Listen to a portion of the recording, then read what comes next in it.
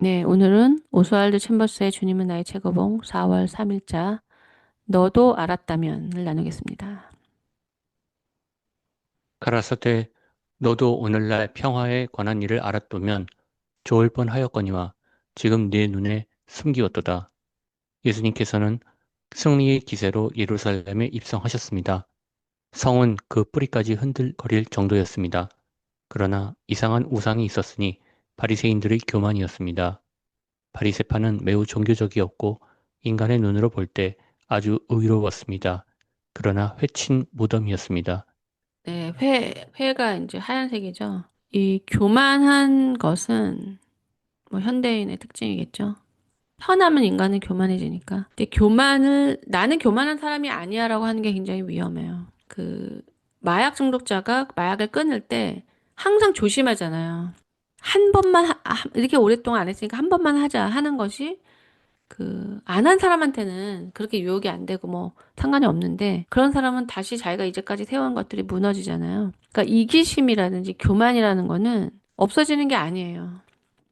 그리고 하나님이 실제로 사실 우리가 이 생명의 길을 가다 보면 그 죄가 불쑥불쑥 매일매일 매일매일 살아나요. 그러니까 사도 바울이 나는 날마다 죽는다 그랬잖아요. 이게 낙심하실 필요가 없어요. 계속 다뤄야 되죠. 다뤄가는 법을 배우는 거죠.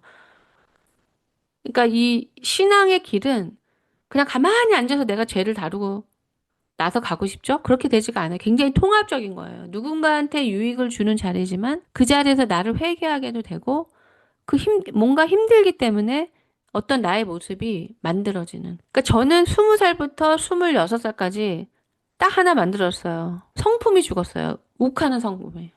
엄청 힘들었죠. 가장 혈기가 왕성할 때인데. 그 복음이 저를 짓누른 거죠. 너무 복음이 무섭고, 어, 이 길을 가고 싶은데, 이게 가물가물하니까 가고 싶은 때 갈 수 있을까라는 그 고뇌. 뭐 길도 잘 모르겠고. 하나님이 저한테 가고자 하는 마음을 주셨는데 아무것도 잡히는 게 없으니까 너무나 이 삶에 대해서 제가 눌렸어요. 그래서 감사하는 법을 배우게 됐고 내일이 나한테 없을 수도 있다. 그러니까 저는 항상 길이니까 지금 내가 앞을 가고 있지만 그 다음 길을 항상 생각하는 거죠. 저를 따라오시는 분들한테는 제가 걸어온 길을 말씀을 드리지만 그분들이 제 자리에 없을 때 그러면 그 다음은 어떻게 가야 되느냐. 이거를 저는 항상 생각해야 되거든요. 그러니까 그렇게 힘들 때는 교만이 꿈틀거릴 수가 없죠. 또 화를 막 안 내고 싶어도 안 되잖아요. 화를 안 내고 싶어도. 그런데 이게 어떻게 힘든 가운데 정말 교정기 끼는 것처럼 교정기가 딱 껴지고 나서 6년 후에 풀리니까 딱 이게 치아가 이렇게 고르게 돼 있더라고요. 그러니까 하나님이 우리에게 주신 상황은 뭔가를 우리가 만들어진 상황이라는 걸 믿으셔야 되고 뭐 특별하게 뭘 찾으실 필요가 없어요. 그냥 주신 자리에서 어, 주신 자리에서 할 만큼 하시면 안 돼요. 할 만큼만 하시면은 시간이 오래 걸려요. 이건 제가 깨달은 건데, 우리 형제님이 하나님에게 의미 있는 시간은 저한테는 6년과 10년이었거든요. 그런 식으로 시간이 6년과 10년마다 뭔가 이제 새로운 시작이 됐었고, 그때 깜짝 놀라면서 자기는 6년 뭐 10개월 걸렸다나? 6년이 더 걸렸다는 거예요. 왜냐면 그게 처음에 가평에서 분당으로 교회 오는 훈련이었는데, 그때는 무슨 말인지도 몰랐죠. 하지만 제 말을 그래 듣고 불평하면서라도 온 거는 참 놀랍죠. 그런 걸 다 짜져보니까, 뭐, 안 간 날, 뭐, 졸아서 중간에 간 날, 뭐, 이런 걸 다 계산해 보니까, 그게 10개월 덜 걸렸다는 거예요. 그러면서 두 번째는 그렇게 더 오래 걸리면 자기는 안 되겠다고 엄청나게 열심히 두 번째 미션을 빚 갚는 일을 한 거죠. 그래서 9년 4개월로, 4개월 걸렸잖아요. 그것도 정말 신기해. 제가 말씀드린 건 사실이에요. 왜냐하면 저도 굉장히 열심히 했거든요. 이걸 길로 여겼기 때문에 세상 사람들이 영어 공부하고 직장 가려고 공부하잖아요. 취업하려고. 그런 거 전 하나도 못하고 그 대신 이걸 열심히 했어요. 그래서 그 시간을 알게 됐어요. 그러니까 설렁설렁 뭐 어쩔 때 하려면 하고 싶으면 하고 하나님은 너무 진지한 분이기 때문에 그렇게 그러니까 이 길은 제가 말씀드린 것처럼 미녀를 얻기 위해서 용기를 내는 남자처럼 그 이상인 거예요. 나 정말 귀한 걸 얻고 싶어서 성경에는 재산을 전부 팔아서 그 땅을 산다는 이게 하나님이 우리에게 말씀하시는 조건이거든요. 너 그러면 보화를 줄게가 아니라 내가 주는 보화를 발견한 사람은 이렇게 행동한다. 그러니까 뭐 할 만큼 하고 하다 말다 이런 사람은 그렇게 귀한 가치에 대한 관심도 없는 거고, 아이 뭐하러 뭐 미녀랑 결혼 안 하면 되지 뭐 뭐하러 내가 그런 위험까지 감수해? 뭐 이런 사람은 미녀를 얻을 수 없는 거죠. 그러니까 뭔가 얻고자 하지 않는 사람은 얻지를 못해요. 근데 복음은 얻고자 하지 않는 사람에게 먹고 싶어 하지 않는 사람에게 억지로 넣어주는 양식은 아니라는 거예요. 네, 제가 여기 첫 번째 문단에서 말씀드리는 거는 교만이나 이기심은 늘 매일매일 싸워내야 되는 것이고, 어, 이제는 저랑 말씀 나누는 분들이 아직도 제가 그래요라는 그 말을 들으면 제가 웃음이 난다니까. 그거는 굉장히 가볍게 생각하는 거예요. 아직도라니요. 평생 해도 안 되는데. 뭐 10번 정도 해보면 될 줄 아셨나 보죠. 아직도라는 말은 쓰지 마세요. 죽을 때까지 안 되니까. 그렇지만 조금씩 되는 거, 그러니까 근절이 안 된다는 거죠. 완전히 없어지는 거는 우리의 이 육의 몸이 죽고 부활의 몸, 죄가 들어오지 않았을 때 그 몸을 받기 전에는 완전히 없어지는 건 없어요. 그러니까 하나님이 데릭 프랜시스 목사님 같이 그렇게 순전하고 그렇게 똑 위대한 분도 자아를 복종시켜서 그분이 평생 일주일에 한 번은 금식하셨다고 그러잖아요. 그게 어떤 겁니까? 예수님 믿고 평생을 일주일에 하루를 금식하셨대요. 근데 본인이 금식한 날짜를 정하면 뭐 7년인가 된다고 언젠가 말씀하신 적이 있어요. 그게 바로 자기를 훈련하는 방법인 거예요.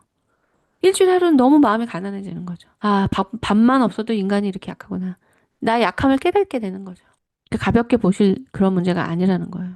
아, 나는 이미 없어졌어. 이런 거는 아주 비현실적인 사람이에요.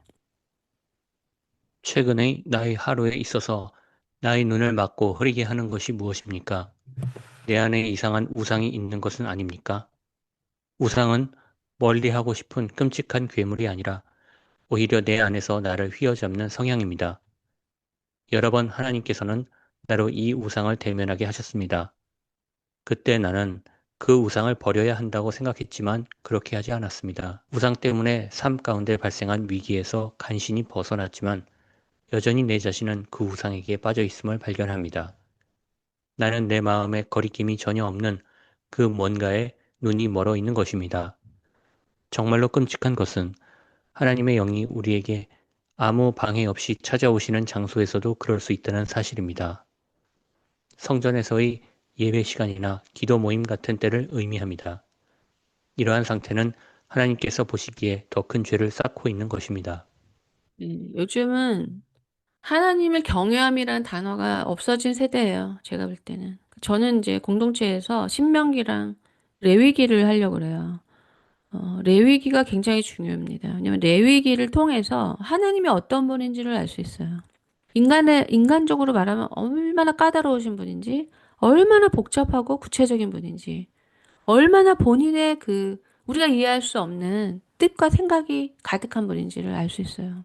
그러니까 지금은 인간 중심적인 기독교죠. 하나님을 경외함이 우리의 복인데, 하나님을 경외하지 않는 신앙으로 가니까 우상천지죠, 뭐.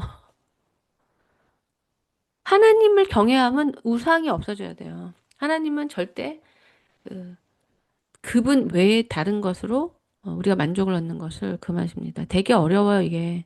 평생 신명기 1장을 완성하기도 어렵다고 봐요. 그리고 제 인생 자체가 지금도 보면 우리가 하나님의 뜻을 100% 기뻐할 수가 없어요, 처음에는. 왜냐면 아직도 내 뜻이 많거든요. 그냥, 이건 좀 이렇게 했으면 좋겠는데. 근데 그렇게 안 하시죠. 다 깨져요. 하나님의 뜻대로만 되는 게 사실 우리 안에 생명의 도로가 만들어지고 있는 거라는 걸 머리로 알아도 그것이 쉽게 내 뜻이 내려놔지지가 않아요. 근데 내 뜻이 뭐예요? 가장 내가 사랑하는 거거든요. 뭐 돈일 수도 있고, 명예일 수도 있고, 어떤 존재일 수도 있고. 하나님은 완벽하게 그것을 제거해 나가십니다. 위험하거든요. 네, 우리가 하나님을 기준으로 인생을 집을 지어 나아가야지 되는데, 우상이 있으면, 하나님 자리에 우상이 있죠? 그러면 이제 뒤죽박죽 되는 거예요, 인생이. 중요하고 중요하지 않은 것이 분별이 안 돼요. 구별도 잘 안 되고. 그러면 지금은 뭐 하나님이 뭐 가까이 다가오시기에 불편할 정도로 우리가 우상이 있다는 정도가 아니고 하나님을 완전히 밖으로 내몬 상태죠. 우상을 섬기고 있는 상태죠, 지금은. 그러니까 성령이 계시지 않고 성령이 계시지 않으니까 정신적인 문제가 많이 생기는 거예요. 그리고 이런 영적인 거는요, 제가 그 캐나다 2009년에 왔을 때 예전에도 한번 말씀드렸는데 이 캐나다는 굉장히 우울한 그런 기조가 좀 있어요. 뭐 문제도 없고 그냥 낙원 같죠. 지상 낙원 같고 너무 아름답고. 근데 굉장히 우울한 그 스피릿이 흐르고 있어요, 여기는. 그래서 그걸 견뎌내기가 쉽지가 않아요. 그러면 어떤 사람이 이런 나라에 오면 영적으로 약한 사람은 지배를 받게 돼요. 그러니까 캐나다뿐만 아니라 어떤 영이든 우리는 그 영의 지배를 받게 되고 그 사람이 아무리 바로 서려고 해도 우리가 아주 그 아이들을 학대하는 집이 발생하면 이제 미국도 그렇고 한국도 이제 점점 그렇게 되는데 그 아이들을 그 집에서 끄집어내잖아요. 다른 데로 이제 피하게 하죠. 쉼터 같은 데로 보내잖아요. 그 영향력을 덜하게 하기 위해서. 그러니까 이 예를 드리는 이유는 우리가 성령 안에 있지 않으면 우리는 영향을 받을 수밖에 없어요. 영적인 영향을. 성령만이 진리의 영이기 때문에 다스릴 수 있는 영이고 오히려 선한 사람들은 그 악한 기에 밀려요. 악한 사람들한테 눌리게 돼 있어요. 예. 너도 알았다면 하나님은 그리스도 예수의 눈물을 가지시고 우리 마음속에 직접 말씀하십니다. 이 말씀은 죄에 대한 책임을 묻는 것입니다. 우리의 눈이 가리워진 것에 대해서 하나님께서 책임을 물으십니다. 지금 그것들은 내 눈에 숨기웠도다. 왜냐하면 그 죄성이 끝까지 버티고 있었기 때문입니다. 그랬더라면 하는 후회가 얼마나 끝없이 슬픈 것인지요.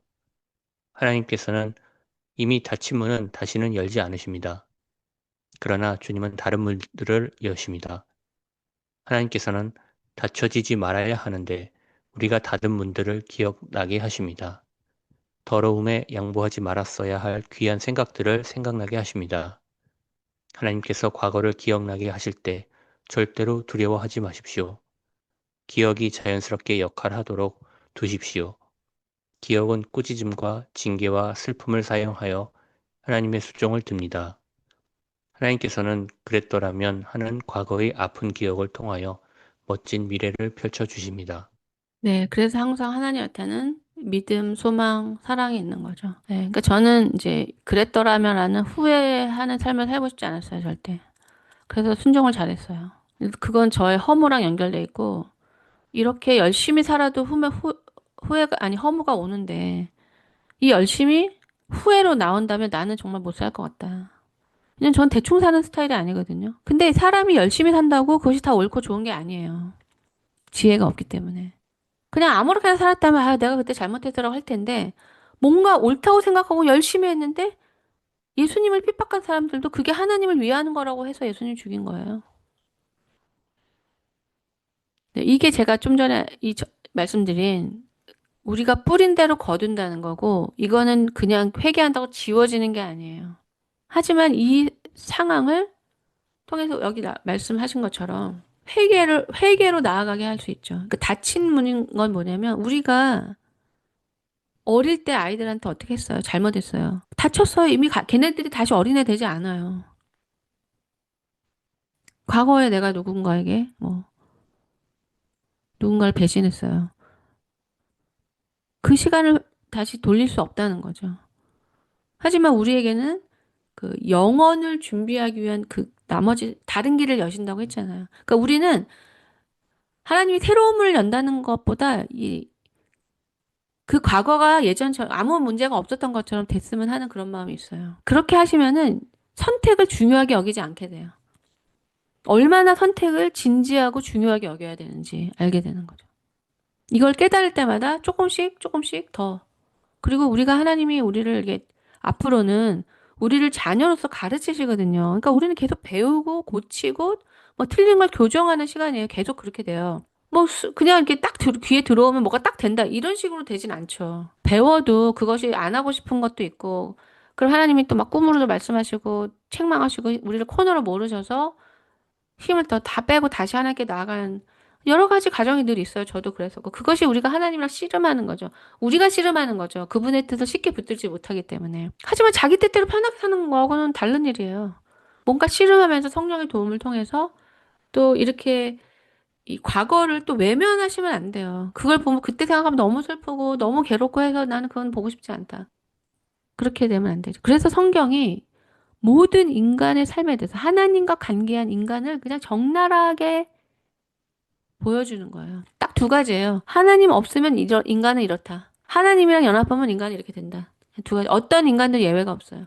사울같이 그렇게 처음에 겸손했던, 그렇게 잘생기고 하나님이 선택할 수밖에, 뭐 잘생겨 선택한 건 아니지만 왕으로 선택받은 그 사람이 그렇게 잔인하게 다윗이 옳다고 말하는 그 사실을 말하는 제사장들을 그렇게 함부로 죽일 수 있는 이런 사람이 되는 거. 또 그렇게 하나님이 내 마음에 합한 자라고 사랑하시고 이스라엘의 왕은 다윗의 자손으로 할 것이다라고 축복하신 그 사람도 그렇게 말도 안 되는 죄를 지을 수 있는 것이고. 그러니까 인간이 선할 수가 없다는 거. 인간의 이 세상 역사에서는 가리고 감추고 다 보여주지 않죠. 목적을 갖고 있기 때문에. 근데 하나님은 인간이 어떤지, 그냥 오리지널 인간은 어떤 모습이고, 하나님을 만난 인간은 어떤 모습을 드러내는지, 목적이 딱 두 가지입니다.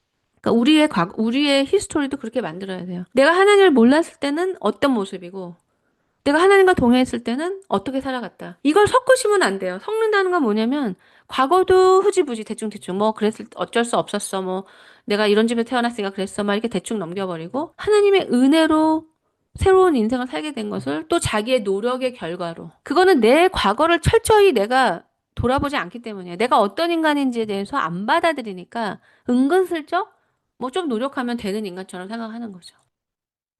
이런 걸 생각하면 제가 깨달은 거는 그냥 매 순간이 너무나 중요하다. 신앙은요, 관점을 바꾸는 거예요, 제가 보니까. 저는 그렇게 하지 않고는 견딜 수가 없었죠. 근데 그게 답이었어요. 괴로운 것도 이게 만들어지는 걸로 생각하면 긍정적으로 볼 수 있는 거고. 그러면 이거 사기 아니야? 뭐 진짜 괴로운 건데 내가 그냥 착각하는 거 아니야? 라고 생각이 들었어요. 근데 아니에요. 하나님은 선하시기 때문에 어떤 것도 우리에게 선하게 행하시지 않는 게 없어요. 하나님은 생명의 근원이시기 때문에 어떻게 하든지 우리의 죄의 철판으로 막힌 우리의 내면을 계속 뚫으셔서 그 기가 막혀요. 받으실 땐 모르죠. 생각해보세요. 하나님께 반항하고 하나님께 귀를 닫는 마음이 철판 같은 사람에게 복음을 전하는 사람이 그런 사람이 가서 복음 전하겠습니까? 하나님의 사랑에 감동하고 회개하고 전심을 다해서 하나님께 순종하고자 하는 사람들, 그 신실한 사람들이 그 마음에 철판 깔린 사람들한테 가는 거예요. 죽이죠? 죽이면 또 보내는 거예요, 하나님이. 예수님 같은 사람들이 죽는 거예요. 예수님이 죽으셨기 때문에 그 사람도 죽을 수 있어요. 그래서 사람을 보내는 게 사랑인 거예요, 하나님이. 하나님의 사람을 보내는 게 사랑이라고요. 그 사람이 보통 사람들이 감당하지 않을 그 고난을 감수하는 거는 십자가의 사랑을 깨닫기 때문이죠. 다른 이유가 없어요. 하나님의 뜻에. 뭐 저는 개인적으로 제가 그렇게 사람들을 좋아한 건 아니에요. 하지만 하나님께는 충성하고 싶었어요. 왜냐면 인간이 틀리고 하나님이 옳으니까. 그러면 심판은 뭐냐? 하나님이 그렇게 엄청난 사랑으로 희생으로 보내신 그 하나님의 사람들의 말을 안 듣는 거죠. 자기가 옳다고 하고. 가장 먼저는 예수님이고. 예수님은 이 땅에 오셔서 뭐라고 말씀하셨죠? 일관되게 하나예요. 나는 하나님이 보냈고, 내 아버지가 보냈고, 내가 하는 말은 하나님이 말이라는 거예요. 하나님이 하라는 말만 나는 말한다는 거예요. 근데 어떻게 그 말을 안 들을 수 있냐는 거죠. 믿는다는 사람들이. 그 말씀이 얼마나 중요하면은 하나님이 아들을 보냈겠습니까? 사람들이 이렇게 생각할 수 있잖아요. 아니, 아무리 똑똑해도 너는 하나님이 아니잖아. 어떻게 하나님의 말을 네가 다 알아듣겠어. 뭐가 섞이거나 헷갈리거나 분별을 잘 못할 수도 있어. 이렇게 생각할 수 있겠죠. 그래서 아들이 오신 거예요. 저는, 그러니까 사람들이 착각하는 게 그거예요. 제가 강해 보이는 거는 성령이 제 안에서 강하게 드러나시는 거죠. 하나님이 저한테 영혼들을 맡기시죠? 왜냐면 그만큼 신뢰하시니까요. 신뢰가 뭐냐? 어떤 걸 근거로 하는 거죠? 똑똑해서? 하나님이 신뢰를 하는 것은 그 사람이 어디까지 비워질 수 있냐는 거죠. 하나님은 똑똑한 사람 하나도 안 필요해요. 얼마만큼 자기가 비워지고 복음에 충성할 수 있느냐가 신뢰할 만한 근거죠. 이건 어디서나 마찬가지예요. 뭐 삼성이니 뭐 애플이니 어떤 회사도 똑똑한 사람이야 뭐 많죠.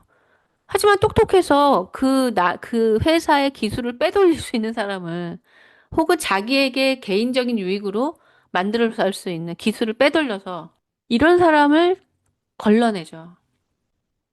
그러면 사람들이, 아, 내가 충성했다가 잘릴 수도 있는데, 뭐하러 충성해? 이렇게 생각하는 사람 대부분이고, 뭐 성품이 바르거나, 하나님을 믿는 사람은 하나님이 충성하라고 했으니까, 하나님께서 충성해서, 죽도록 충성했는데, 뭐 잘렸어요. 하나님께 순종한 사람은 하나님이 보상하세요. 이걸 믿지 않고, 아이고, 순종했는데 이게 뭐냐고, 이런 사람은 하나님을 믿는 사람 아니에요.